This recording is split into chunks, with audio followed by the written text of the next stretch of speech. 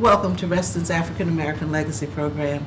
I'm Laverne Gill, and it is my pleasure this week to introduce you to two people that I am sure you'll remember for quite some time after these interviews. Ron West, who is a fitness trainer, and Lisa Earhart, who is a diversity trainer. Hello, Mr. West. How you doing? Glad to be here. It's good to have you here. Now, first disclosure, you were at one point my personal trainer. Yes, I was. I'm a dropout. And it was rough. Yes, I know. So I now, enjoyed now that you've gone on to more successful things, why don't we talk about your business? Love when to. did you come here to Reston? I came to Reston back in '88. I left Cincinnati. I came here with about 25 guys from Cincinnati to come up here. There was a cable TV company called Media General. They was going to build an infrastructure, cable TV infrastructure. And I came up with 25 guys to be the point person to help them build the infrastructure of the cable TVs throughout Fairfax County. So now it was Media General.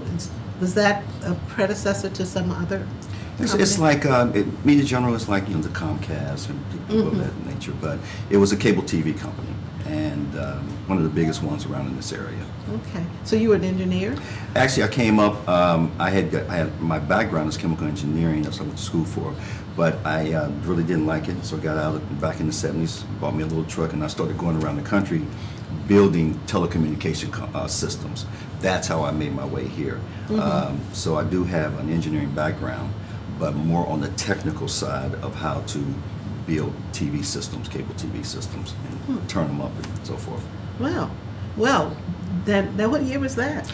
That was back in the late 80s and 90s. Okay. And that's how I made my way here to work for. When I came up here to help rebuild the Reston TV system, actually it was called Warner Amex when I started working for them as a technical engineer. And basically at that time I was overseeing 12 technicians, because Reston was going through a rebuild as well, because all the cable TV lines in the ground were old.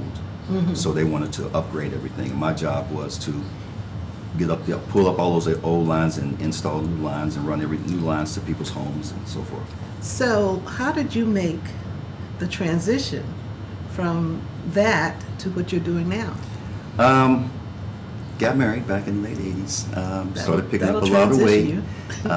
And what happened was I picked up weight. I ballooned up to about 256 pounds. And what happened, I was working for a telecommunications company and got to the point where I could, I've always been in kind of training people since about the mid-90s, but just friends, not doing it real serious, but I always knew that was my passion. And an opportunity presented itself that I could start my own LLC, and which I did back in '04. Started my own LLC, and I have a couple of trainers that work for me. And that's how I made the transition, because the term key was me waking up one morning realizing that I was 256 pounds. My self-esteem as a person was low. My morale as a man was low. Was crying, woke up crying, and couldn't take it anymore, and started walking. Walking led to jogging.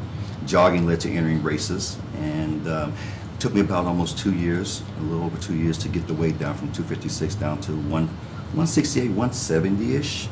And that's when I got certified as a nutritionist and started teaching kickboxing, and always kind of been into martial arts, and just moved more toward the health and wellness side of life. Well, that's quite inspirational for those of us who'd like to do that. So it takes a lot of fortitude, a lot of attitude, It does, and a lot of spiritual energy. and yes, it does. It basically it's just being consistent, and how bad do you want it? And I wanted it real bad, because I knew that if the weight was to continue to increase, it would get into health problems, and I didn't want that. It was already affecting my self-esteem as a man, so I needed to change that anyway.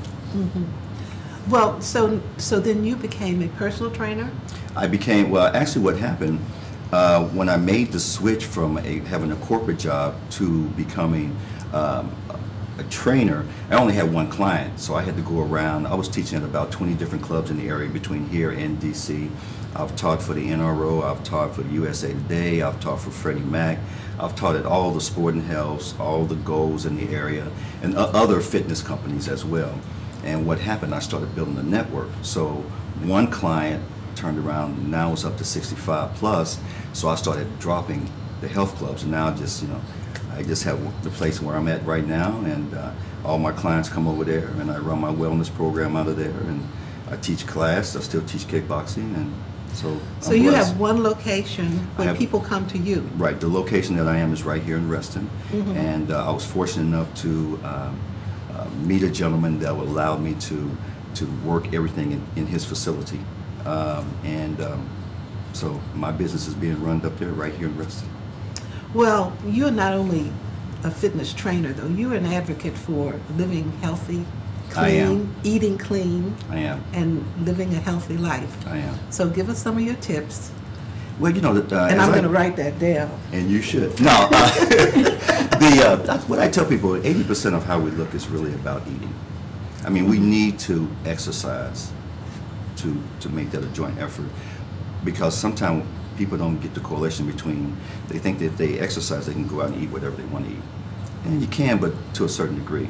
So what I say is we have to get away from some of the processed foods that we're eating and get more into fresh and frozen foods, and get away from all the greasy type foods. That's what adds to weight.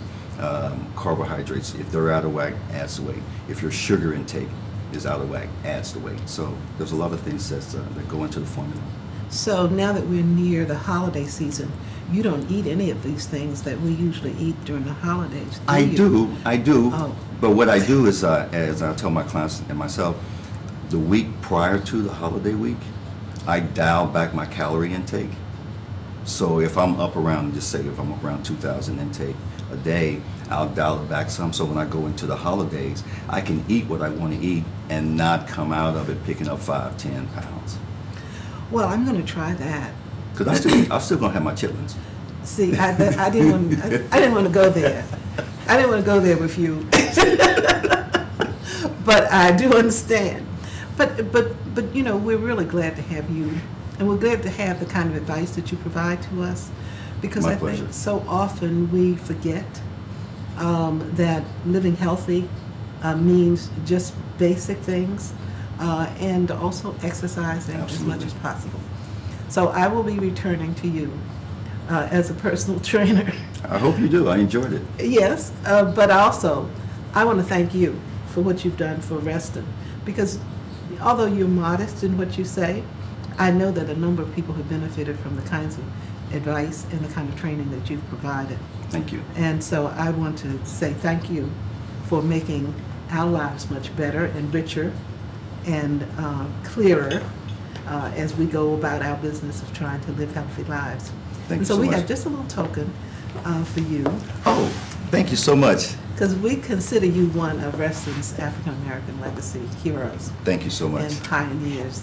And I didn't know about all of the things you did with the cable, Okay. making it possible for us to do just what we do today. Absolutely. So we want to thank you. Pleasure. And thank mine. you for joining us for Reston's African American Legacy Program. Welcome back to Reston's African American Legacy Program. My name is Pamela A. Hart Stewart, your host for The Next Generation. I am so happy to have Dr. Lisa Seacrest Earhart here with me today. She is a longtime Restonian, and I have to say I've got to know her well, and I do truly admire her. Your accomplishments and your community service has been over, I guess, a couple decades now. And I know, a couple decades, but tell us about moving to Reston, when you moved here, and we'll talk about your first kind of interaction in Reston. Oh, okay. My family came here in 1975. I came as a 14-year-old screaming and kicking from New England. I didn't want to come here. And once I came to Reston, it was hard in the beginning, but immediately I fell in love with it. There was a lot of different things to do. Lake Ann Shopping Center, the Village Center was right. I walked down from where we lived, and there's a lot to do there. My first job was at Mr. Bayer's ice cream parlor, Yes, so I I worked remember. at the center. I loved the lake. I was able to borrow a friend's sailboat and sail on Lake Ann for a little bit. So it was really a nice community that was very welcoming. Yes. And so I went away to school, and then my parents still lived in the area. I went away to school and got married to actually a fellow Restonian. We moved back to Reston, and I've chosen to raise my family here. So I'm going on, I think, close to 40 years in Wow. Reston. So That's it's the longest place I've ever lived in my life. I grew up a military child, so That's wonderful. And so you gravitated back. gravitated back. And one of the things I read is that you worked at Terracet. Now, was Terracet one of the first elementary schools in Reston? I think one of the first. It was. I don't know if it was the first, but it was the first. Like the name Terracet is Right. built in the ground. So Right. there's a lot of innovative things that happened. Right. It made world news about all the things that happened there. And I was served as a parent liaison for about 3 to 4 years. And what I connected were I worked with all the parents in the school, but primarily with the parents that were new to the area, the immigrant parents, African American parents, Asian parents, and Hispanic parents. We set up what was trying to do an outreach to Hispanic parents, a Hispanic speaking PTSA meeting. We tried to get the parents in, and I'm not fluent, but I had someone come in who could speak and kind of interact with the parents. We were really trying to get the parents a little bit more involved in all the great things that Reston had. And so that was a wonderful job. My kids were attending the school at the time, so I was a mom that was interacting there, so that was a lot of fun. And so a lot of diversity, working A lot of with diversity. parents, families, diversity, and for anyone like we know Reston, it's a lot of diversity here. I think that's why people love it so much. It's the key. It is definitely the key. And so with that, now staying in Reston, because you've done so much, the Reston Community Center. You've worked there. You were, well, explain. You've did some workshops and classes. Yeah, my first interaction with the Reston Community Center as a patron. Living in Reston, I came in, I swam there, attended the theater. So wonderful cultural events there. Just really, that's a hub of the community, and just interact. So I interacted that way, and then I knew one of the directors on. They needed some help with the senior citizens, and I had worked with senior citizens as a social worker. So I worked as a senior adult program director for a short period of time. That was really fun. And then as I was raising my children, they're younger, they had me come back and do different things. I helped for a very short, brief period of time of class workshop director. I worked with the youth program for a little bit. I was in a special program. They were trying to get African American instructors in swimming. So I took the WSI class, and I taught swim instruction there for a couple of years. I love that, teaching lots of different kids, and got them through starting their program, and they became members of our RSTA swim team. So a lot of swimming there, and then Wait, so that means though, I don't know. You could potentially be then one of the first African American swimming instructors. I don't know that. I don't know. No, I mean, no. Well, I don't know. Like- We'll have to find out. We'll look into that. But you do love swimming. Yeah, you I love love swimming. swimming. You continue to swim to this day, and you do triathlons. Yes, that's. When was your last triathlon? The last one I just participated in was the Reston Triathlon. I think it's that second weekend in September. Some friends of mine were doing it. They said I knew how to swim, and I rode bikes. They go, "You could do this," and they kind of Wow. egged me on. And first year of training, it was really hard. Sure. But I kind of fell in love with it. It was a lot of work, but it kept me fit. Right. It kept me connected to the community, and that's a wonderful event. And so every year I said I will continue to try until I can't. And I've met a lot of Restonians all over the place, just who are triathletes. That's and so they wonderful. encourage me, they keep me going. It's a neat event, so that keeps me swimming. Right. So growing up a swimmer, so it's really nice to do that. I think it's really kind of neat. There are African American triathletes, very few compared to other people. So for me to participate, I just consider myself an athlete, but to participate in the Reston Triathlon, which is a phenomenal one, as an African American, it's kind of neat. That's amazing. I'm trying to get a little faster. Well, we'll have to stay connected because that's on my bucket list. So you'll have to encourage me and inspire me because I really would like to do that.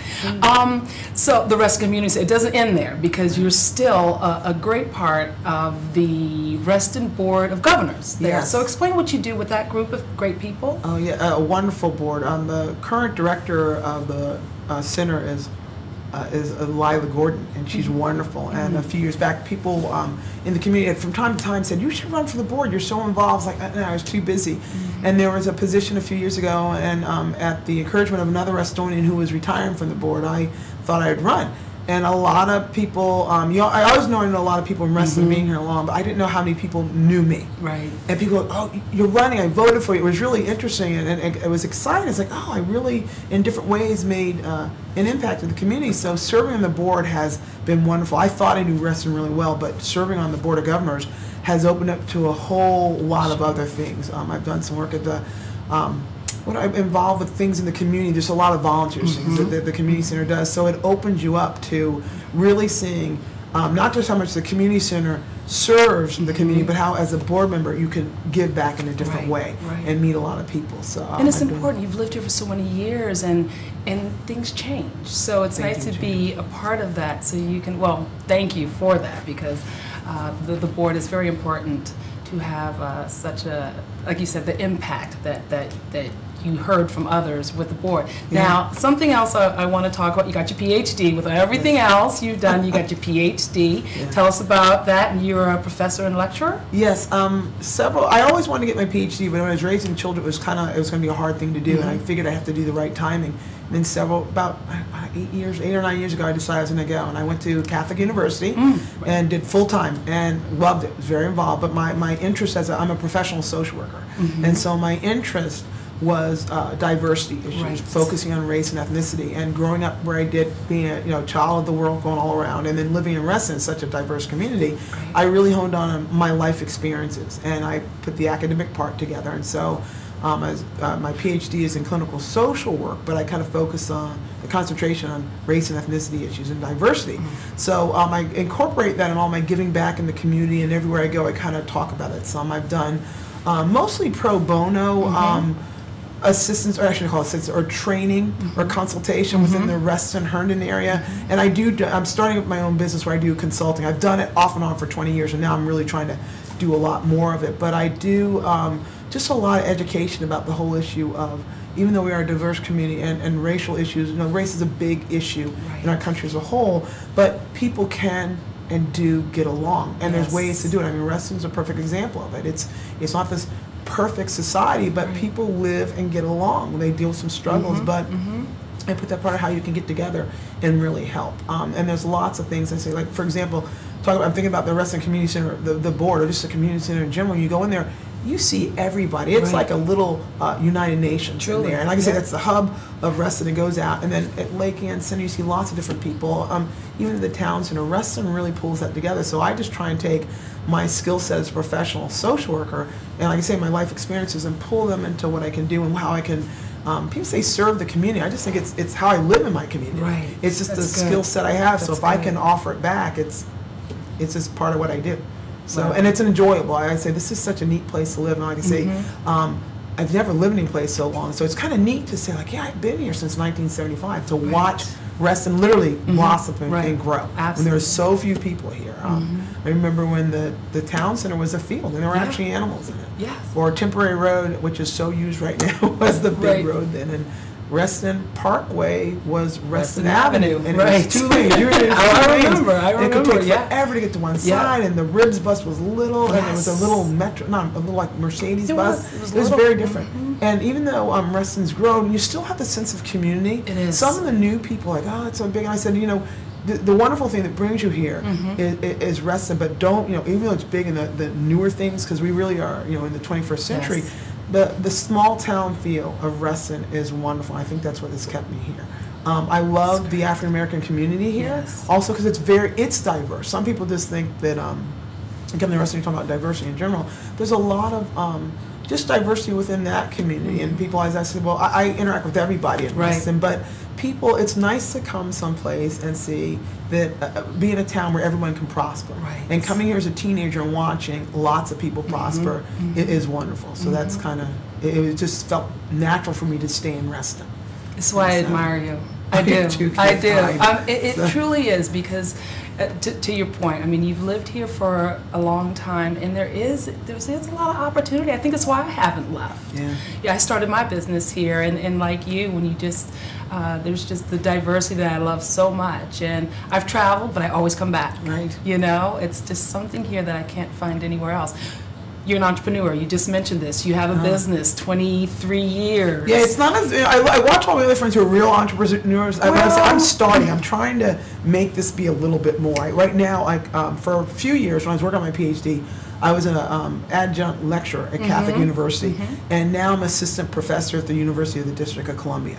And I'm teaching some classes full time there. But one of the things I do is I always incorporate my diversity training. Right. So I really, now that I have the special, I always call it the special skill set on my PhD, I really want to grow that business because I just think I have this, not only just a passion, but the connection. Yes. And when I do the workshops, I do it really well. And people say, good you've done for it you. better than anyone has been to. I was like, so I've got to make this work. So, for you. so definitely working on a business. And that takes a lot of time. So but 2015. yeah, the vision. It's good. It's looking good for you. So 2015. You just got elected recently. You with the Fairfax? Oh no! Remind me. I'm a member of the class of 2015 Leadership Fairfax. Leadership Fairfax. Yeah. That's right. You told me. It's So tell me wonderful. about that and how that'll go into 2015 and what do you see there? It's a year-long program for a combination of business people, Good. professionals that Good. that are leaders in their community. But you're really in a program where you learn how to further develop your leadership skills by interacting with other leaders and how you learn how to give back and how to be a servant leader and how to be truly present.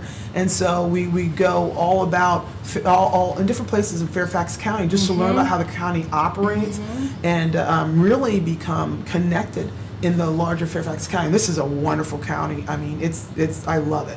And to see other people who live in the county who love it as much as I do, it's really kind of neat to see how much they want to give back. Right. And these are professionals with all different skill set, and that there's a lot of just a lot of team building and a lot of knowledge